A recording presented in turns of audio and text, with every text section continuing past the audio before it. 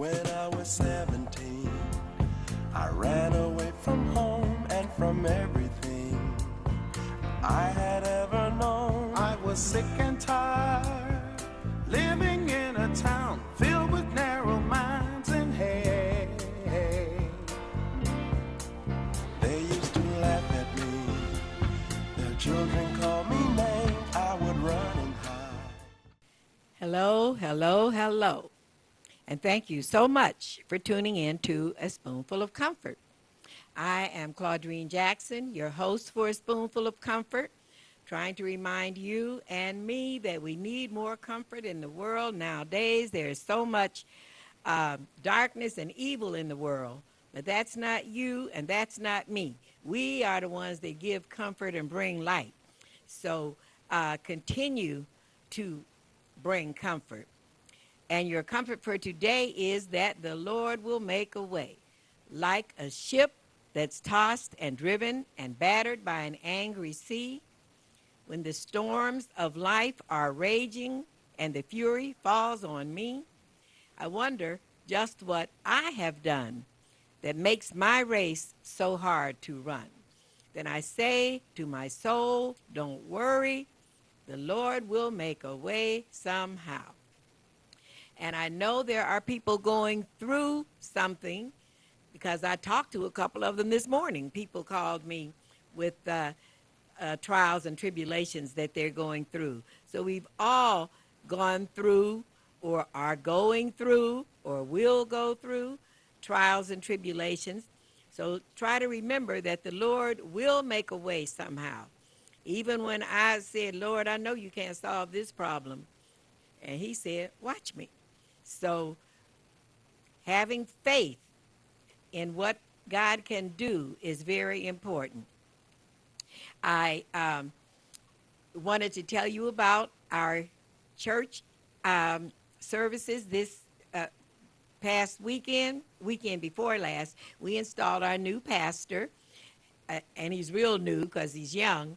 His name is Pastor Jeremy Mosley, and we had a lot of events around his installation. Now, I'm a deacon at New Mount Vernon Church. It's in Ferndale, a block past 8 Mile and a block west of Wyoming. So it's just outside the city of Detroit limits. Now, there is a Mount Vernon Church in Detroit, but I'm at the Mount Vernon Church in Ferndale. And we have a dynamic, brand new minister who has given us the youth injection. We've got people joining the church, folks with children. It had just been us old folks for the past few years. So if you find yourself on a Sunday and you want to go to church, come to New Mount Vernon. We'd be glad to have you. And I'm a deacon at New Mount Vernon in the church, but I feel like the deacon is what you are in life. You know, church prepares us for how we treat people when we're not in church. So being a deacon is important in the church, but it's even more important in the world. So now I'm going to take you from the church to the club. I want to talk about the 20 Grand Reunion. We have the 20 Grand Reunion coming up this coming Saturday, August the 11th. It's going to be at Burt's Marketplace at 2727 Russell, and that's right across from the Eastern Market. Now, the 20 Grand is a part of the Detroit history that I don't want to just fade away. The 20 Grand was a very important destination for people, not just people in Detroit, but people from all over. When they came to Detroit, 20 Grand had to be one of their stops. Now, during the times of the 20 Grand, it cost $5 to see a show. I mean, the biggest entertainers, the ones that you pay $50 or $75 now, back then, it was $5. And the 20 Grand, it was run by Bill K. Bush, who was from Lebanon. But he loved Detroit, and he loved the entertainers. So the 20 Grand was uh, a big building. It had a 20-lane bowling alley. It had a snack bar. It had a lounge called the Fireside Lounge that was on one floor. And then when you went upstairs, there was the Gold Room, which was the big ballroom where they had teenage dances and cabarets. And there was the Driftwood Lounge, which was the showroom where the entertainers performed. So I worked there for 10 years in all the locations. Um, the people that used to come into 20 Grand, the 20 Grand was popular, I'd say, during the 60s and part of the 70s. So a lot of the people are gone. The building is long gone.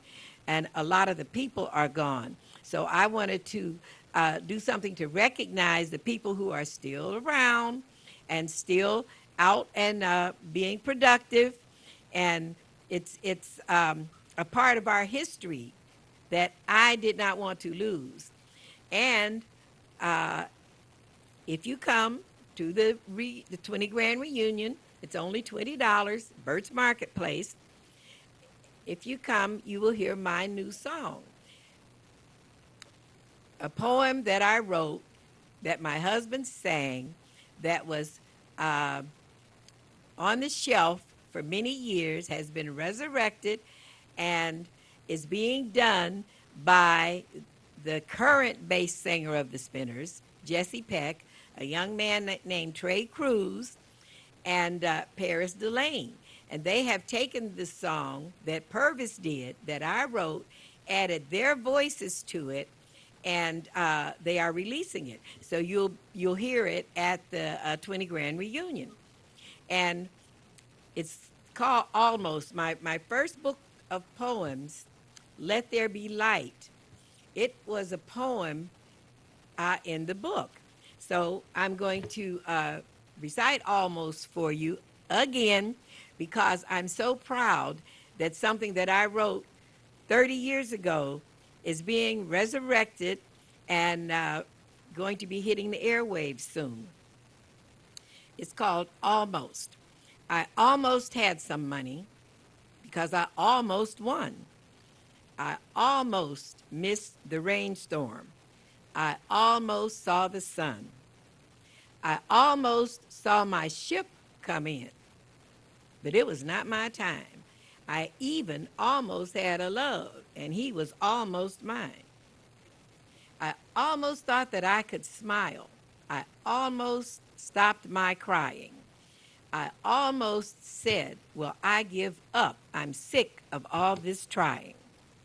Well, almost is so far away and almost is so near that I can almost touch it. My day is almost here. And how many of us have that word almost in our lives? And just when you think something is about to happen, it doesn't. And you say almost, almost. I was saying almost for so many years, but now at my age, my almost things need to be coming true. So I wanted to talk about faith because I had faith that things were going to turn out, but it was very hard. And like I said, I know that some of you are going through things because I've talked to a couple folks today who are going through things. But Ephesians 6:18 says, take faith as your shield, for it can quench every burning missile that the enemy throws at you. And I always thought of faith as something to keep my spirits up and to keep me knowing that the future was going to be better, that things would get better. But I never thought of faith as a shield. And faith is also your shield.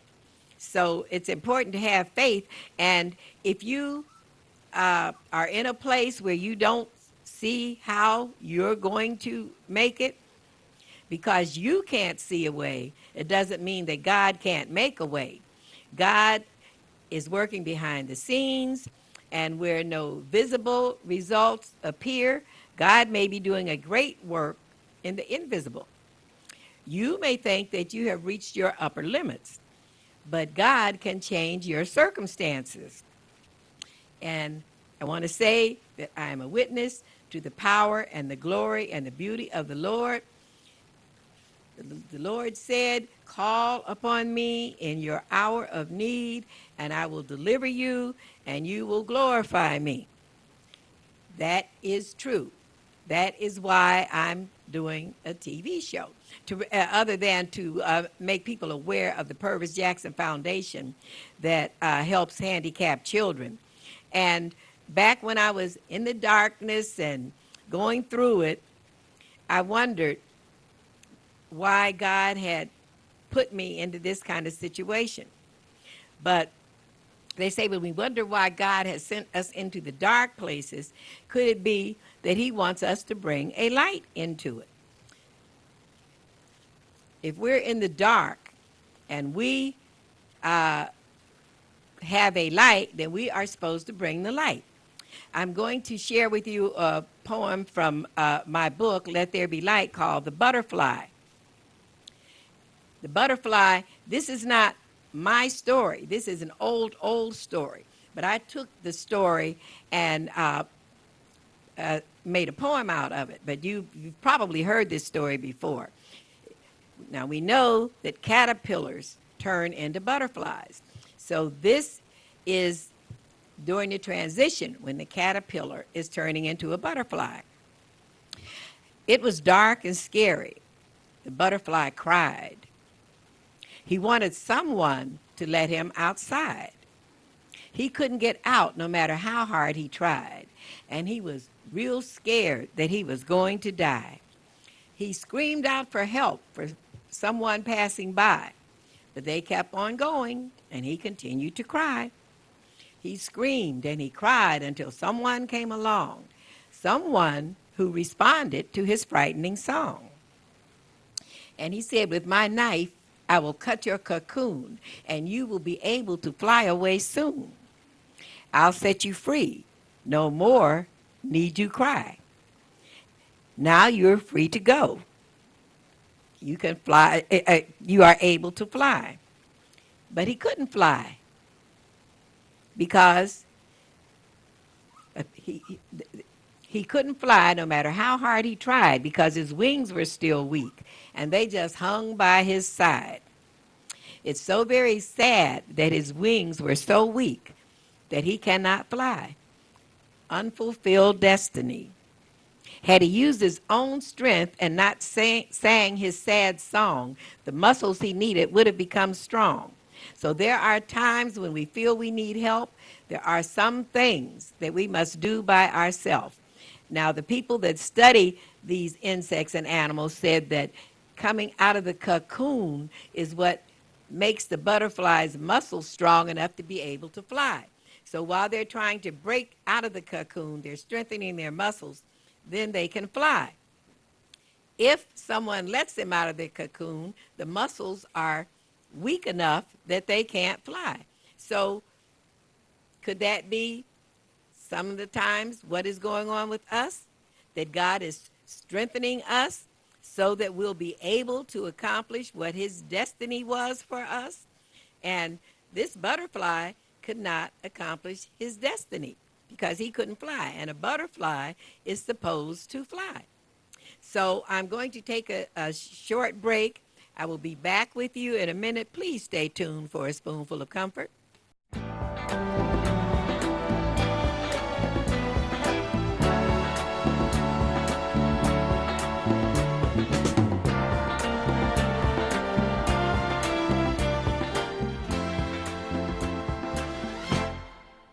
When I was 17, I ran away from home and from everything I had ever known. I was sick and tired, living in a town filled with narrow minds and hate.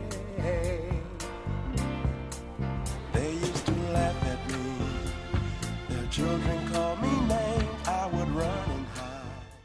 thank you so much for staying with me for a spoonful of comfort. And remember, a couple things to remember. Remember, if you're going through something, it's called going through. And when you come out of the other side, you might be better and stronger, just like the butterfly was supposed to be. And you can remember, I'm not who I used to be. I'm not who I want to be. And I'm not who I'm going to be. Because we are all works in process. Even at my age, which I've told you before, pushing 80, even at my age, I'm still a work in process. We are supposed to be growing all of our lives. We're never too old to learn something. You're never too old to start something new. And if you have your health and your strength, which I have been blessed to have, not 100% health, but enough health that I can still get out and do things. If you're blessed to have your health and your strength and you're old, you don't have to be old and do the old things. Us 70 and 80 and 90-year-olds, we have redefined aging in this country. Now, this is one of the best times in the world to be best times in history to be a senior citizen, because we have the good medicines and we have good techniques to help us. So we've been through a lot, but that's one of the things about being older, that one of the perks to me of being older. I have been through a lot of things, and some of the things I won't go through anymore, and some of the things that used to upset me and have me crying don't have me crying anymore. I'm through procrastinating because I don't know how much time I have left, so can't procrastinate. That's why I talk to you. I'm through shopping. I have bought everything that everybody was ever selling and don't know where half of it is.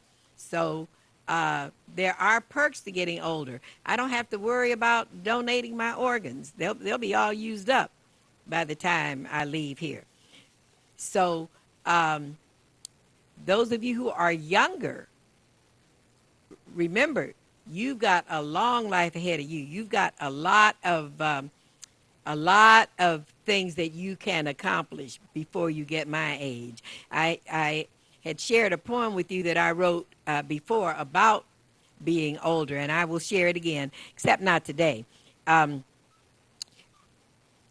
like to talk about God's fingerprints. We had talked about if you get out and travel and you see the world and you see all the beauty that God has created, you'll know that it had to be done by God. And I talked about traveling to see God's fingerprints, but you don't have to go far to see God's fingerprints. Here in Michigan, we have over 1,000 lakes.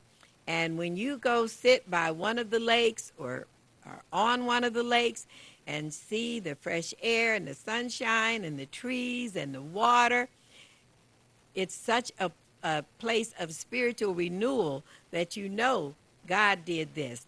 And I had mentioned last week about taking my son to camp for the first time and how upset I was because he was upset. And I was afraid to leave him. But I did leave him because I needed a break from him. He needed a break from me, which is why the Purvis Foundation helps send children to camp, because that's beneficial for the child and for the parent. And then when I went back to get him, he was like a different little boy. He was calm and smiling and quiet. And so I really saw that God's fingerprints had worked even on my son.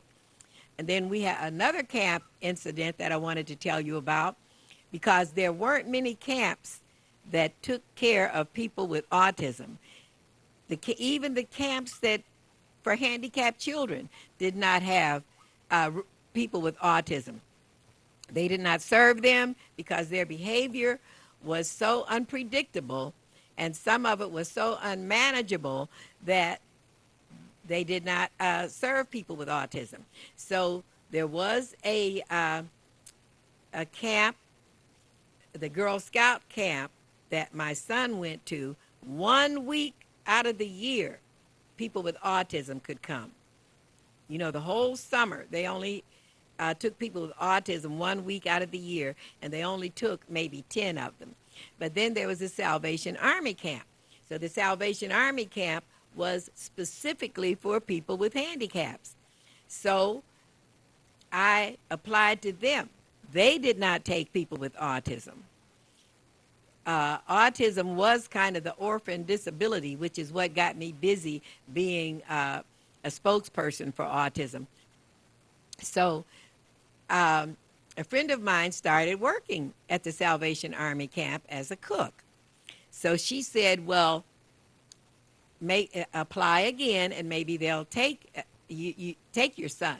So I applied. They still would not take him, but they said they would take him if I came, if I joined him at the camp as his counselor.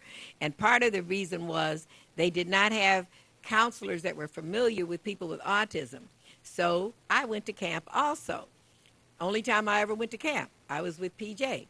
And it was calming and soothing, the beautiful water, the beautiful trees, the sunshine, God's fresh air. You get out in nature, and it's rejuvenating. So we went out for a boat ride on the lake, and it was really nice going out on the lake. It was a pontoon boat going out on the lake. And since PJ and I were not a part of the camp, I was not part of the staff. They just did me the favor of letting me come to camp with him. So when they went to lunch and breakfast, PJ and I didn't go. We ate later with the cook. So we were,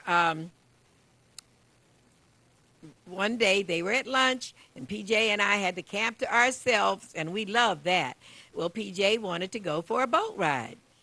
And he's so upset, and he's pulling me and he's dragging me down to the water to go for a boat ride. And I thought, I'm going to have to take this boy for a boat ride to calm him down. And so we walked down to the lake, and then I got scared. I said, he's too frustrated. If I get in a boat with him, which I'm not athletic, I've never rowed a canoe by myself, and I thought, I get PJ in a canoe, there's no telling what might happen. And if it overturned and we were in the lake and I couldn't swim and he couldn't swim and everybody's at lunch, there's no telling what might happen. So I decided I've got to figure out what else to do. So there were canoes sitting on the banks. So I thought, until I figure out what to do, we'll sit in one of these canoes. So we sat in the canoe on the bank, and we looked at the water and breathed the fresh air and the sunshine and all. And I saw PJ calming down. And I thought, just sitting here is being good for him. So after about half an hour, now I'm trying to decide what to do, but he's calm and smiling.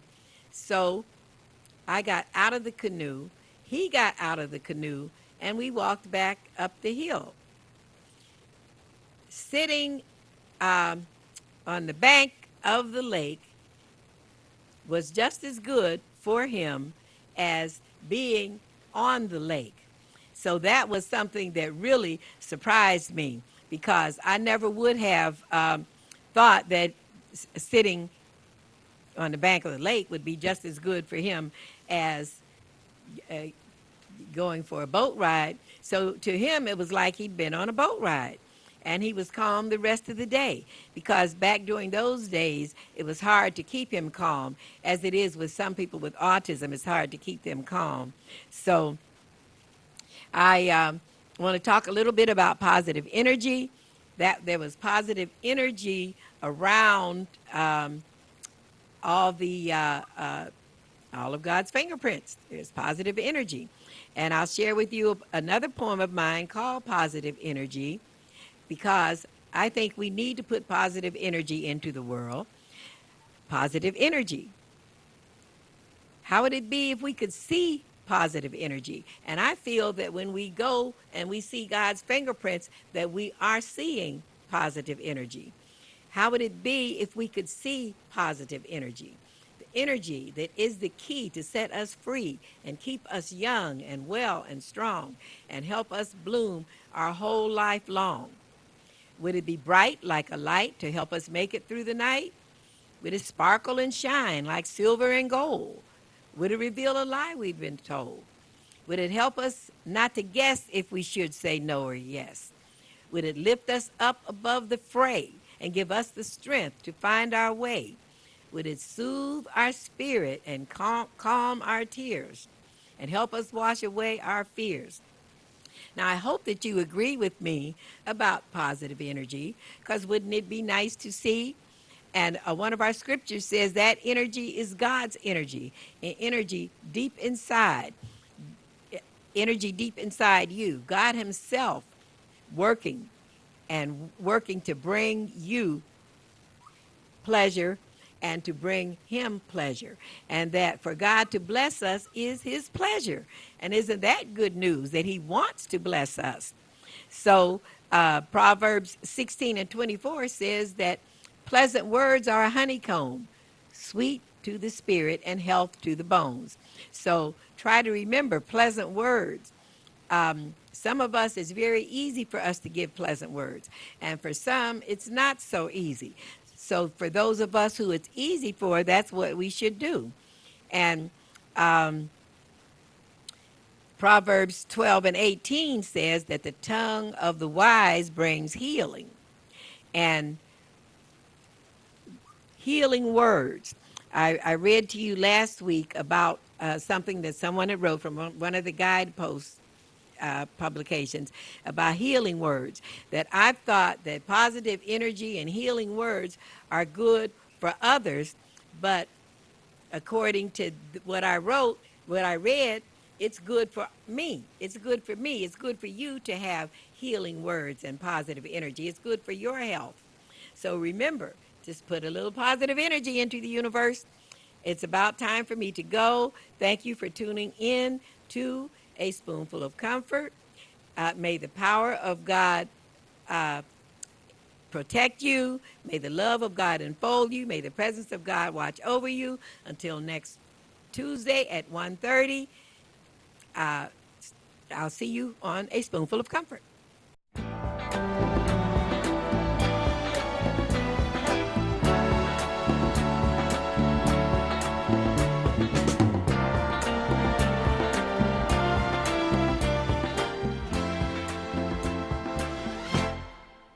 When I was 17, I ran away from home and from everything I had ever known. I was sick and